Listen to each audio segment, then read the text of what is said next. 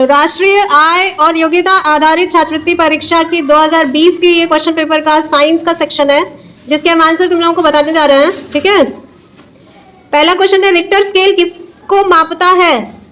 इसका उत्तर किसी को मालूम है? भूकंप को मापता है। भूकंप पे टिक लगा लो। और भूकंप को मापने के लिए जिस यंत्र का प्रयोग करते हैं उसका नाम याद है? सीस्मोग्राफ। क्या कहते हैं? सीस्मोग्राफ। ठीक है, अगला क्वेश्चन है, प्रकाश वर्ष किसका मात्रक है? दूरी का मात्रक है। ऑप्शन नंबर 2 पे टिक लगाओ। तीसरा क्वेश्चन है, निम्नलिखित में से कौन सा प्रदीप्त पिंड है? प्रदीप्त पिंड यानी इल्यूमिनेटेड ऑब्जेक्ट, यानी कि जिस पर किसी अन्य वस्तु का प्रकाश पड़ रहा हो और तब उससे वो प्रकाशित हो रहा हो। ठीक है, एक होता है दीप्त पिंड। दीप्त वो होता है जो अपनी रोशनी से रोशन होता है ना, अपने आप प्रकाश देता है। और प्रदीप्त पिंड वो होगा जिसमें दूसरे किसी चीज के द्वारा प्रकाश डाला जा रहा है। तो इसमें से ऑप्शन नंबर 3 चंद्रमा सही है। अगला क्वेश्चन है, ध्वनि संचरित नहीं हो सकती किसमें? कौन से माध्यम में? ठोस, द्रव, गैस या निर्वात में? तो इसका आंसर निर्वात। निर्वात। ठीक है, जहां पे न ठोस है, न द्रव है, न गैस है। ठीक है, अंतरिक्ष में निर्वात होता है। और अंतरिक्ष में जितनी भी चीजें आपस में टकराती हैं, ग्रह हो, उल्कापिंड हो, सितारे हो, उनकी आवाज हमारी धरती तक नहीं पहुंचती है, क्योंकि वो निर्वात है वहां पे, है ना, तो वहां से ध्वनि नहीं आ पाती है। नेक्स्ट क्वेश्चन है, वस्तुएं जो प्रकाश के कुछ भाग को ही अपने से होकर जाने देती हैं, वो क्या कहलाती हैं? पारभासी। वस्तुएं 3 प्रकार की होती है ना, एक पारदर्शी, एक पारभासी और एक अपारदर्शी। तो जो अपारदर्शी है उसमें आर पार लाइट नहीं जाती है, जैसे लकड़ी है, लोहा है, स्टील है। ठीक है, ये सब अपारदर्शी है, इनके आर पार लाइट नहीं जाएगी। कागज के भी आर पार नहीं जाएगी, है ना, मोटा कागज होगा, दफ्ती होगा। तो पारभासी क्या है? जिसके आर पार लाइट थोड़ी थोड़ी जाती है, जिसके आर पार साफ दिखाई नहीं देता है। जैसे कि तेल लगा हुआ कागज, कागज में तेल लगा दोगे तो उसके आर पार हल्का हल्का धुंधला दिखेगा, लेकिन साफ नहीं दिखेगा। ठीक है, वैसे ही कुछ कांच होते हैं जिसमें डिजाइन बने होते हैं, तो उसमें भी आर पार साफ नहीं दिखाई देता है। वो अक्सर बाथरूम के खिड़की के शीशे में लगा होता है कांच, जिससे आर पार साफ दिखाई न दे। ठीक है, और पारदर्शी तो पता ही है, कांच है जिसके आर पार साफ दिखाई देता है। पानी पारदर्शी है, हवा पारदर्शी है ना। अगला क्वेश्चन है, निम्नलिखित में से कौन सा बल संपर्क बल है? क्या लिखे हो? घर्षण बल। बाकी सब असंपर्क बल है ना, गुरुत्वाकर्षण बल, चुंबकीय बल, स्थिर विद्युत बल, ये सब असंपर्क बल हैं। अगला है, एक सामान्य दोलक की आवृत्ति 10 हर्ट्ज है, तब दोलक 4 सेकंड में कितना दोलन करेगा? आवृत्ति का फॉर्मूला होता है साइकिल्स पर सेकंड, यानी कि अगर कोई दोलन करने वाली वस्तु है तो दोलन प्रति सेकंड, यानी कितने दोलन 1 सेकंड में हो रहे हैं, वो उसकी आवृत्ति बताएगा। तो इसमें तो तुमको आवृत्ति पहले से दी हुई है ना, 10 हर्ट्ज दी है, तो तुमको फॉर्मूला लिखना है आवृत्ति बराबर दोलन प्रति सेकंड। और आवृत्ति की जगह पे तुमको 10 लिख देना है और सेकंड की जगह पे 4 लिख देना है। उससे तुम्हारा निकलेगा दोलन कितना है। तो दोलन कैसे निकलेगा? आवृत्ति और सेकंड को गुणा करके, आवृत्ति और सेकंड को गुणा करके आंसर कितना आएगा? 40। ठीक है, ऑप्शन नंबर ए सही है। अगला है, जब प्रकाश की किरण किसी दर्पण पर अभिलंबवत आपतित होती है तब परावर्तन कोण होता है। ये मैंने क्लास में करवाया है। अभिलंबवत प्रकाश की किरण अगर दर्पण पर पड़े तो वापस मुड़ के वो जब आएगी तो उसमें परावर्तन कोण कितना बनेगा? जब कोई प्रकाश की किरण किसी परावर्तन सतह पर अभिलंबवत पड़ती है, यानी 90 अंश का कोण बनाते हुए पड़ती है, तो वो अभिलंब के समांतर होती है, यानी कि उस पर जो अभिलंब लगाएंगे हम, उस परावर्तन सतह पे जो अभिलंब खींचेंगे वो भी 90 अंश का कोण बनाता है और किरण भी 90 अंश का कोण बना रही है। तो इसका जो आपतन कोण होगा वो 0 अंश होगा, 0 डिग्री, है ना। और परावर्तन का नियम क्या कहता है कि आपतन कोण बराबर परावर्तन कोण। तो परावर्तन कोण कितना हो जाएगा? 0 डिग्री। कितना होगा? 0 डिग्री। अगला क्वेश्चन है, समतल दर्पण के द्वारा बना प्रतिबिंब कैसा होता है? वास्तविक, आभासी, उल्टा या धुंधला? जो सामान्य दर्पण तुम लोग रोज देखते हो, जिसमें मुंह देखते हो अपना, उसमें तुम्हारा प्रतिबिंब कैसा दिखता है? उल्टा होता है, सीधा होता है, धुंधला होता है, नहीं, साफ होता है। अब तुमको ये पता लगाना कि वास्तविक है कि आभासी है। तो तुमको बताया गया है कि वास्तविक प्रतिबिंब वो होता है जो पर्दे पे लिया जा सकता है, यानी एक कागज पे, एक कपड़े पे, एक स्क्रीन पे, एक दीवार पे उसको लिया जा सकता है। तो क्या तुम जो शीशे में अपना मुंह देखते हो वो कागज पे आ सकता है? नहीं आएगा। तो तुम्हारा प्रतिबिंब उसमें आभासी बनता है। कैसा बनता है? आभासी। ठीक है। नेक्स्ट क्वेश्चन है, गीले फर्श पर सावधानी पूर्वक चलना चाहिए क्योंकि, इसका क्या ऑप्शन आंसर होगा? गीला फर्श कम घर्षण प्रदान करता है। ऑप्शन नंबर 2 इसका सही है। नेक्स्ट क्वेश्चन, प्रति एकांक क्षेत्रफल पर लगने वाले बल को कहते हैं दाब। Very good. अगला क्वेश्चन है, निम्न में कौन जल का रासायनिक प्रदूषक नहीं है? रासायनिक प्रदूषक नहीं है बाबू, कीटनाशक, रासायनिक खाद, पारा, ये सब केमिकल्स हैं, ये सब रसायन है। ठीक है। और जीवाणु जो होते हैं वो जीव होते हैं ना, वो रसायन नहीं होता। तो जीवाणु जो है वो रासायनिक प्रदूषण में नहीं गिने जाएंगे। ठीक है। हाँ, 102 का दूसरा। 103 नंबर, निम्न में से कौन सी गैस रक्त में O2 ले जाने की क्षमता को घटाती है?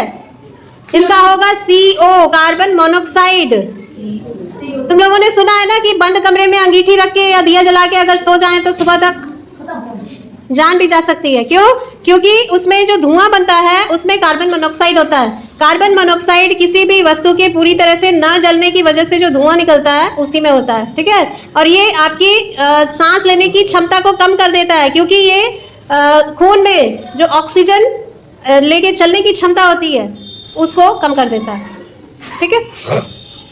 अगला क्वेश्चन है, प्राकृतिक रेशा। इन चारों ऑप्शन में से प्राकृतिक रेशा कौन सा है? कपास। नेक्स्ट क्वेश्चन, निम्न में मिश्र धातु कौन सी नहीं है? पीतल मिश्र धातु है, कांसा मिश्र धातु है, जर्मन सिल्वर भी मिश्र धातु है। क्रोमियम तुम लोगों ने इसमें पढ़ा होगा, 24 नंबर पे है क्रोमियम, एक तत्व का नाम है, तो वो एक मिश्र धातु नहीं है, वो शुद्ध धातु है। ठीक है। आंसर है क्रोमियम। अगला क्वेश्चन है, निम्न में कौन ग्रीन हाउस गैस है? CO2, carbon dioxide. Green house गैसें कौन सी होती है? कार्बन डाइऑक्साइड है, मीथेन है। ग्रीन हाउस गैसों का काम होता है धरती पे आने वाली सूर्य की जो ऊष्मा है उसको धरती पे रोक के रखती हैं, वापस नहीं जाने देती। ठीक है। नेक्स्ट क्वेश्चन है, खाने वाले सोडे का सूत्र क्या है? तो कई बार बताया गया है, क्या बताओ? NaHCO3, इसको बेकिंग सोडा कहते हैं। ठीक है, NaHCO3। नेक्स्ट क्वेश्चन है, निम्नलिखित में से कौन अधातु है? सोडियम, आयरन यानी Na, Fe, C से क्या है? कार्बन, और Mg से मैग्नीशियम। तो इनमें से 3 धातुएं हैं, एक अधातु है। कार्बन अधातु है। ठीक है, कार्बन अधातु है, बाकी तीनों धातु है। नेक्स्ट क्वेश्चन है, दहन प्रक्रिया में कौन सी गैस सहायक है? इसका उत्तर है ऑक्सीजन। जब आग जल रही होती है तो उसमें ऑक्सीजन दी जाती है तो वो आग और भड़क जाती है। ठीक है, उसकी ज्वाला और ज्यादा ऊपर तक उठने लगती है। अगला है बॉक्साइट है, किसका अयस्क है बॉक्साइट? तत्व का नाम याद है? एल्यूमिनियम। तो एल्यूमिनियम इसमें कौन से ऑप्शन में है? चारों में से बताओ, बोलो जोर से बोलो। Second option Al2O3। पहला ऑप्शन है Ag2S, ये किसका अयस्क है? सिल्वर का, क्योंकि Ag सिल्वर का संकेत है। तीसरा नंबर Fe2O3 लोहे का अयस्क है, और चौथा ZnCO3 जिंक यानी जस्ते का अयस्क है। ठीक है। नेक्स्ट क्वेश्चन है, यौगिक M3PO4 ट्वाइस में धातु M की संयोजकता क्या है? संयोजकता जो होती है M के अलावा जो भी कोष्टक में दिया है उसके दाहिनी ओर जो नीचे नंबर लिखा है वो M की संयोजकता होगी, और PO4 की संयोजकता होगी जो M के साथ नंबर है वो। ठीक है, तो M की संयोजकता 2 है और PO4 की संयोजकता 3 है। आंसर इसका क्या हुआ? 2। अगला है, ओजोन परत क्षरण के लिए उत्तरदायी यौगिक कौन सा है? क्लोरोफ्लोरोकार्बन। ओजोन परत में जो छेद हो रहा है उसके लिए कारण क्या है? क्लोरोफ्लोरोकार्बन। ये कहाँ से लीक होते हैं? एयर कंडीशनर से, फ्रिज से। उसमें जो कंप्रेसर होता है ना, जब वो खराब होता है तो उसमें से जो गैस लीक होती है, सुने हो ना गैस लीक कर गया है फ्रिज का, एसी का, तो वो उसमें क्लोरोफ्लोरोकार्बन होते हैं। ठीक है, तो क्लोरोफ्लोरोकार्बन की जगह तुमको क्लोरोफ्लोरोमीथेन भी लिख के आ सकता है, उसको लिख लो उसमें क्लोरोफ्लोरोमीथेन। कार्बन की जगह मीथेन भी लिखा हो सकता है, क्योंकि एक्चुअली वो क्लोरोफ्लोरोमीथेन ही होता है। ठीक है, कार्बन इसलिए कहते हैं क्योंकि मीथेन कार्बन का ही यौगिक है ना, कार्बन और हाइड्रोजन का। नेक्स्ट क्वेश्चन है, निम्नलिखित में से कौन सा धातु अधिक तीव्रता से ठंडे जल से क्रिया करता है? इसका आंसर है सोडियम। सोडियम को पानी में डालोगे तो वो एकदम से ब्लास्ट करता है, ठीक है। इसीलिए इसको किस में रखा जाता है मालूम है? सोडियम को मिट्टी के तेल में डुबा के रखा जाता है क्योंकि बहुत रिएक्टिव होता है ये, ठीक है। ये क्वेश्चन भी आता है कि किस धातु को मिट्टी के तेल में डुबो के रखा जाता है, तो उसका आंसर भी सोडियम होगा। नेक्स्ट क्वेश्चन है, निम्नलिखित में से कम ऊष्मीय मान वाला ईंधन। कम ऊष्मीय मान का मतलब वो वस्तु जिसको जलाने से कम ऊष्मा निकले, यानी इन चारों में से कौन सी चीज जलाई जाएगी तो कम गर्मी निकलेगी? इसमें होगा लकड़ी, क्योंकि लकड़ी में धुआं ज्यादा निकलेगा, बाकी सब में धुआं नहीं निकलेगा, है ना। मिट्टी के तेल में धुआं निकलता है लेकिन वो तेल है तो उसकी कैलोरीफिक वैल्यू ज्यादा है, ठीक है। क्वेश्चन नंबर 115, डेंगू रोग का वाहक होता है, यानी कौन सा जीव है, कौन सा कीट है जिसके काटने से डेंगू रोग होता है? मादा एनोफिलिस मच्छर तो मलेरिया फैलाता है। एडिस इजिप्टी, इसमें एडिस लिखा है खाली। एडिस इजिप्टी एक मच्छर है जिसे टाइगर मच्छर भी कहते हैं। कभी कभी ऑप्शन में टाइगर मच्छर भी दिया हो सकता है, उसके काटने से डेंगू रोग होता है। नेक्स्ट क्वेश्चन है, खरपतवार नाशी कौन सा है इनमें से? तो option number 1 oxygen, option number 2 cytokinin और ऑप्शन नंबर 4 ये कोई खरपतवार नाशी नहीं है। पहला और दूसरा जो है ये पादप हार्मोन्स हैं और चौथा भी कोई और ही कंपाउंड है जो रेस्पिरेशन में होता है, ठीक है। इसमें ऑप्शन नंबर 3 2,4-D सही आंसर है। नेक्स्ट क्वेश्चन है, गंगा कार्य परियोजना यानी कि गंगा एक्शन प्लान कब प्रारंभ हुआ था? तो इसमें 1985 बताया जाएगा क्योंकि ऑप्शन में 1985 दिया है। एक्चुअली ये 1986 14 जनवरी को शुरू किया गया था राजीव गांधी की अध्यक्षता में। अगला क्वेश्चन है, निम्नलिखित में से कौन सा रोग विषाणु द्वारा नहीं होता?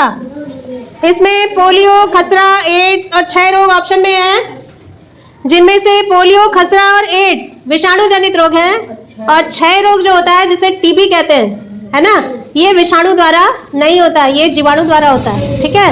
नेक्स्ट क्वेश्चन है, निम्नलिखित में से किसमें कोशिका भित्ति पाई जाती है? कोशिका भित्ति का मतलब क्या? कोशिका भित्ति पौधों की कोशिकाओं में पाई जाती है ना, पादप कोशिका में। तो सूक्ष्म जीवों में कौन से ऐसे सूक्ष्म जीव हैं जो स्वपोषी होते हैं? स्वपोषी यानी कि जिनमें फोटोसिंथेसिस होता है, प्रकाश संश्लेषण होता है, वो जीव होते हैं शैवाल। क्या होते हैं? तो शैवालों में से एक उदाहरण है स्पाइरोगाइरा। शैवालों का एक उदाहरण है स्पाइरोगाइरा, इसलिए हम लगाएंगे स्पाइरोगाइरा में क्योंकि ये स्वपोषी है, इसमें कोशिका भित्ति यानी पादप कोशिकाओं के गुण इसमें होते हैं, ठीक है। अगला है, चेचक के टीके की खोज किसने की? Edward Jenner. उसके बाद है, निम्नलिखित में से किसमें मुकुलन द्वारा प्रजनन होता है?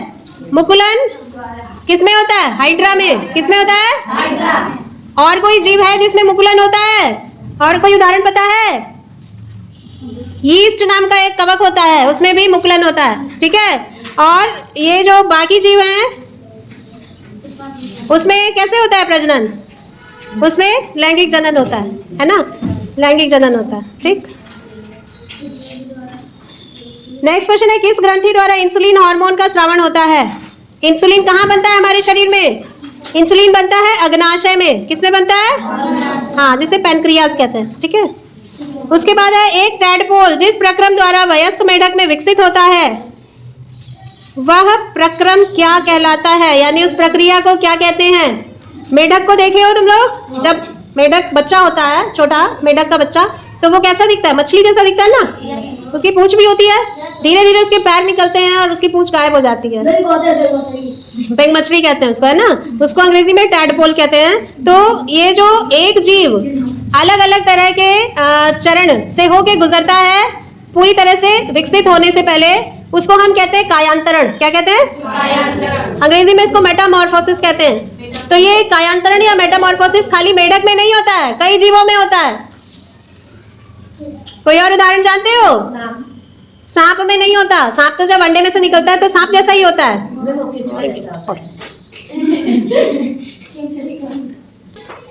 कायांतरण तितलियों में होता है, कायांतरण सिल्क मॉथ में यानी कि रेशम के कीड़े में होता है। जितनी भी प्रकार की तितलियां हैं वो सब कायांतरण से होकर गुजरती हैं, क्योंकि वो जब निकलती है अंडे में से तो वो एक इल्ली के रूप में निकलती है। इल्ली यानी कि जो ऐसे रेंगने वाला कीड़ा होता है, ठीक है। ठीक है। धीरे धीरे वो रेंगने वाला कीड़ा अपने चारों ओर एक कवच बना लेता है, कवर बना लेता है, जिसको कोकून कहते हैं। उसके अंदर वो कुछ दिन तक रहता है, तब उसके पंख जमते हैं, और जब पंख जम जाते हैं तो वो कोकून में से बाहर निकल के तितली के रूप में विकसित हो जाता है। ठीक है, जब तितली के रूप में विकसित हो जाता है वो अडल्ट या वयस्क कीट कहलाता है। समझ आया? तो इसी तरह से मेढक में भी कायांतरण होता है। पहले टैडपोल बनेगा, उसके बाद उसमें से जो है पूंछ गायब हो जाएगी, पैर बड़े हो जाएंगे, तब वो मेढक के रूप में विकसित हो जाएगा। ठीक, नेक्स्ट क्वेश्चन है, सबसे पहले किस स्तनधारी जंतु की क्लोनिंग की गई थी? क्लोनिंग माने समझते हो? किसी जीव के एक कोशिका को निकाल के उसके जैसा अन्य जीव बना देना। तो विज्ञान के क्षेत्र में ये बहुत बड़ी जो है उपलब्धि थी क्लोनिंग। जैसे आपका एक जुड़वा बना देना, किसी भी जीव का, किसी मनुष्य का, किसी जानवर का एक जुड़वा जीव बना देना जो बिल्कुल देखने में उसकी तरह, उसके सारे गुण उसी की तरह हो। तो ये सबसे पहले किया गया था एक भेड़ पे, क्लोनिंग की जो प्रक्रिया कही जाती है। और भेड़ का नाम भी था डॉली। इसको भी लिख लेना, भेड़ का नाम लिख लेना, उसका नाम रखा गया था ताकि इतिहास में दर्ज हो सके कि डॉली नाम की भेड़ को क्लोन करके बनाया गया था। ठीक है, लास्ट क्वेश्चन है विज्ञान का, पत्ती का भाग कौन सा नहीं है इनमें से? अब ये तो तुम लोग देख ही रहे हो, पत्ती के सब भाग देख रहे हो, कौन सा इसमें नहीं है जो पत्ती का है? पत्ती का नहीं होना चाहिए। चारों ऑप्शन पढ़ो और देखो कौन सा ऑप्शन पत्ती का भाग नहीं है। पर्णफलक, मध्य शिरा, बाह्य दल या पर्णवृंत? उसमें नहीं है पर्णवृंत। तब क्वेश्चन क्या पूछा जा रहा है? पत्ती का भाग जो नहीं है वो बताना है। बाह्य दल, बाह्य दल किसका भाग है?